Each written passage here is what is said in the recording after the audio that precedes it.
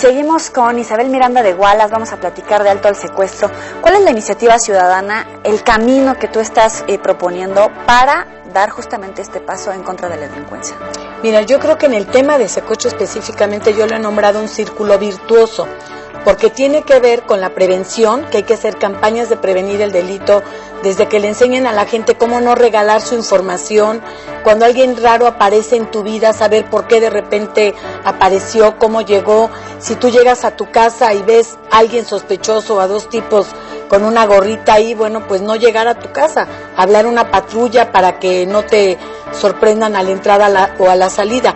Creo que hay que dar toda una campaña en este sentido, sobre todo las redes sociales, ¿no? Que ahora se utiliza mucho en lo que todo el mundo se hace amigo de todo el mundo y prácticamente nadie se conoce, son mínimas las personas que se conocen en las redes sociales. Ahí tenemos que tener cuidado porque subimos información de quién somos, a dónde vamos, cuánto costamos. En dónde estamos minuto por minuto, a qué lugares asistimos, dónde comemos, dónde cenamos, a dónde van nuestros hijos. Y dónde estamos en el momento en que ellos necesiten saber dónde estamos. Esa parte hay que tener candados para no dejar entrar a nuestro círculo social ni virtual a cualquier persona. Tenemos que ser cuidadosos en ese aspecto. Entonces, estoy sacando algo que tiene que ver con secuestro, eso saldrá más o menos en febrero o marzo. Es una campaña muy modesta porque nosotros no tenemos recursos. La federación va a sacar otra y espero que sea por todo lo alto y que sea importante. El otro indudablemente fue la ley antisecuestros que promovimos, en la cual por vez primera se toca a las víctimas de una manera transversal, se le dan derechos que antes nunca tenía, se le da un tiempo si tiene que dejar de trabajar para que no lo despidan, pero también para recomponerse psicológica y mentalmente y emocionalmente. Entonces esa es la siguiente parte. Otra es una ley de víctimas que estamos promoviendo, el Código de Procesos Penales. En esta ley de víctimas, ¿cómo separar cuando eres una víctima del secuestro y después cuando te vuelven a victimizar las autoridades o cuando no eres culpable de ningún delito y terminas siendo víctima de alguien que te denuncia sin conocerte? Claro, mira, en la ley de víctimas que estamos proponiendo hay 3 puntos torales que se desglosan en muchos, pero son importantes. Uno es equilibrio entre las partes, esto es, tanto derecho tiene el imputado a defenderse como la víctima a probar. Lo único que pedimos es que tenga la misma cantidad y la misma calidad de oportunidades. ¿Por qué hablo de la calidad? Porque, por ejemplo, los procesados o los imputados en un tema de secuestro, ellos tienen, además de los privados, de los abogados que tienen, si ellos quieren pueden tener un abogado propio. Antes las víctimas no lo tenían. A través de la ley de secuestros ya tienen ahora derecho a tener un abogado victimal que los defienda. Pero lo que queremos es que no haya suplencia de la queja. ¿Qué significa suplencia de la queja? El hecho de que si el imputado, su abogado, se equivoca en algo que pida, el juez, que es la máxima autoridad, pierde la autonomía, y en ese sentido no es la autonomía, sino pierde la equidad y se tiene que ir a corregirle la plana al imputado. Eso es una aberración. Al que debiera de corregírseles a la víctima. Bueno, pues de manera absurda, al que le corrige la plana es al imputado y no a la víctima. Eso es algo que estamos pidiendo en la ley de víctimas. Otra cosa que es muy importante, que no pueda salir el imputado de la cárcel si no lleva a cabo la reparación del daño. Y la reparación del daño no es nada más que le pague el rescate, sino todos los gastos en que haya incurrido la víctima. Psicológicos, todo, familiares. Económicos, si dejó de ir a trabajar, todo, porque no se vale que pues, sí, muchas gracias, ya me pusieron la pena, pero ya me voy, y a una familia la dejaron en ruina y ellos se van como si nada. Entonces, esta ley de víctimas creo que lo que pretende es empoderar a las víctimas de una manera equiparable a ellos. No queremos que esté más arriba. ¿Y qué hay, por ejemplo, de la legislación en cuanto a penalidad por años en cárcel? ¿Es el camino sentenciar a más cantidad de años, promover la ley pues para ejecutar a los secuestradores? No, por supuesto que no. Mira, yo creo que cuando alguien va a secuestrar no se pone a pensar cuántos años le van a dar de cárcel. Es más, ni lo saben, yo creo. Ellos se les hace muy fácil burlar la ley. ¿Por qué? Porque el 92% de los delitos, 98% de los delitos, perdón, no son castigados. O sea, solo el 2%. Entonces, las oportunidades de secuestrar sin que seas perseguido son amplísimas, desgraciadamente. pero entonces sí es importante que ese 2% que llega al juzgado sea muy firme para por lo menos mandarle el aviso o la señal al secuestrador, que si él lo llegan a detener, pues no va a ser tan fácil zafarse del problema. Pero la realidad es que ojalá fuéramos mucho más efectivos en la persecución del delito. Para eso yo pedí hace mucho tiempo que hubiera unidades antisecuestro, ya quedaron contempladas en la ley, pero los gobernadores no las ponen. La verdad de las cosas es que en algunos estados están a la mitad, en otros están al 70%, en otros están al 10%, entonces ahí estamos atorados en las unidades antisecuestro. ¿Y podrían operar de manera pareja?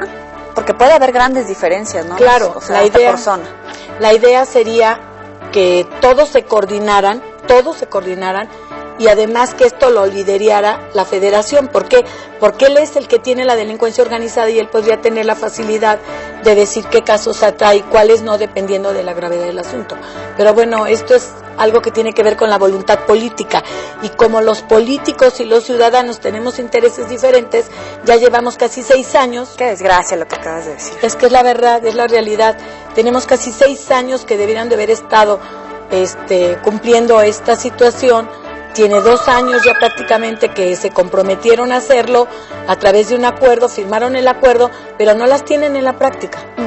Oye, ¿qué hay de las leyes que realmente se han aprobado? ¿No son contraproducentes criminalizar a una persona por cómo se ve? O sea, a mí me suena que puede ser secuestrador y por eso van a perseguirlo.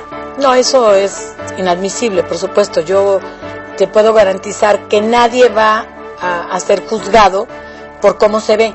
Cuando un MP integra una averiguación, tiene que aportar pruebas, porque él podrá decir misa, pero lo importante es que diga el juez. Y ahora tenemos jueces de control que dan el arraigo, jueces que pueden solicitar intervenciones telefónicas, y otro que tiene que ver precisamente con la consignación ya y la orden de aprehensión. Entonces es muy difícil que eso suceda en la actualidad, precisamente por la modernidad que ahora ha existido. Y ahora con los juicios orales todavía más difícil, porque dentro de los juicios orales esto se transparenta y además será a la vista de todo mundo, y cada quien aportará sus pruebas. Y mucho más expedita, ¿no? No vamos a tener esos casos de 5 años recluidos, todavía no tienen sentencia, más otros 20 que les dictan y a la hora de la hora le piden perdón, ¿no? Claro, yo creo que eso es muy importante. Sin embargo, habría que tener mucho cuidado en que antes de entrar a este sistema tengamos policía preparada, equipada, profesional y certificada. ¿Tú crees en las instituciones, principalmente política, justicia? O sea, ¿escuchas PGR, PGJ? Mira, yo te voy a decir algo. La institución como tal, creo que está muy devaluada, todas las instituciones en México. Tenemos instituciones muy débiles. Sin embargo, nosotros los ciudadanos lo que tenemos que hacer es fortalecerlas. Sabemos que hay grandes deficiencias, sabemos que hay mucha gente corrupta y hay falta de transparencia en estas instituciones, pero tenemos que ir señalando y trabajando muchas veces con ellos para ir precisamente transformando, porque si nosotros solamente nos dedicamos a decir no sirven, pero no hacemos nada para transformarlas, estamos exactamente igual empantanados. ¿Cómo le haces para superar toda esta historia que te trajo hasta aquí? O sea, de ser maestra, de dedicarte a otra cosa totalmente diferente, a el desencanto con las autoridades, la pérdida de un familiar, reponerte, seguir adelante, empezar a tratar de dar iniciativas para la sociedad. Mira, yo creo que nunca te repones de un secuestro y menos de la pérdida de un hijo. Eso es un hueco, eso es un vacío que te va a quedar permanentemente. Pero yo tomé la decisión de honrar a mi hijo, dedicando lo que me reste de vida por transformar este país para que no vuelva a suceder que en México haya un secuestro. Si otros países los lograron, nosotros lo tendremos que lograr. ¿Y no le tienes miedo a aparecer en un titular de otra manera? Sí, claro que tengo miedo. Yo sé a lo que me expongo. Desde un principio lo supe. Tú dirás, si yo con mi familia pudimos capturar a 6 de los secuestradores, sabíamos a lo que nos enfrentábamos. ¿Te han acosado no solamente el crimen, sino de alguna manera velada las instituciones? Sí, claro, constantemente. O sea, mira, de verdad es absurdo que en lugar de que te vean como un aliado, te vean como un enemigo porque señalas lo que está mal. Era para que te dijeran, oye, qué bueno que me estás diciendo lo que está mal, pero todos se indignan, todos se hacen los ofendidos, Sí, claro que te hostigan y te hostigan de muchas maneras. ¿Alguna que te haya dado miedo, que realmente hayas dicho, debo de seguir aquí por la promesa que me hice a mí, a mi hijo, o es más sano, más seguro para mí parar en este momento? Bueno, por ejemplo, cuando me balearon en una ocasión la camioneta, estaba con mi nieto, ahí indudablemente que tuve que reflexionar. Casualmente lo comentaba con mi nieto el domingo. Él me dice, Aba, es que desde que nos pasó lo de la camioneta, yo siempre tengo miedo cuando veo a alguien armado, o sea, policías o algo. O sea, él le queda el reflejo y la cicatriz emocional y psicológica de haber visto un hombre armado, ¿no? Siguiéndonos. Y has recurrido como a tener seguridad que a lo mejor puede ser un poco más cara, puede ser más sustentosa, que de alguna manera esté coartando tu propia libertad, tu capacidad de acción. No, sí, yo tengo seguridad desde ese momento. La puso la PGR por petición de la Comisión Nacional de Derechos Humanos. ¿Pero no te hace sentir más insegura? Pues mira, no, realmente yo me siento segura con ellos porque ellos me salvaron la vida. Y no en una, en 3 ocasiones me han salvado la vida los escoltas. Entonces yo sí me siento segura con ellos. Claro que pierdes tu libertad, porque hasta para ir al baño, pues saben cuando vas al baño, pero sí me siento segura con ellos. ¿Y cómo se va a sentir segura la gente que no trae guardaespaldas, que no recibe toda la atención de los medios necesariamente? Mira, yo no traigo la escolta por estar en medios. Yo traigo la escolta porque a mí ya me intentaron matar. Y este es el caso de mucha gente que tiene escolta sin que haya salido a la luz pública porque hay una situación de riesgo como en la mía. O sea, no por haber salido a medios es que obtuvimos la escolta. La escolta me la dieron precisamente porque en 3 ocasiones han atentado contra mi vida. O sea, no es fácil, ¿no? ¿Cómo le dices a la gente que mantenga la fe en las instituciones, en la seguridad y sobre todo ser proactivo ante este problema? Mira, yo no le pido a la gente que tenga fe en las instituciones, yo le pido que tenga fe en México, pero sobre todo en nosotros. Nosotros somos gente de familia, somos gente sana, somos mucha gente la que queremos vivir en paz en este país, lo que queremos que México cambie, poder transitar como a mí me tocó de niña, salir a la calle, poder caminar sola y en la cual un adulto me protegía. Eso es a lo que yo aspiro y es lo que le pido, que no pierda la fe en la propia gente. Bueno, pues a creer en México, muchísimas gracias, Isabel, un placer y verte siempre activa en pro de los mexicanos y gracias a ustedes por acompañarnos, pasen muy buen día.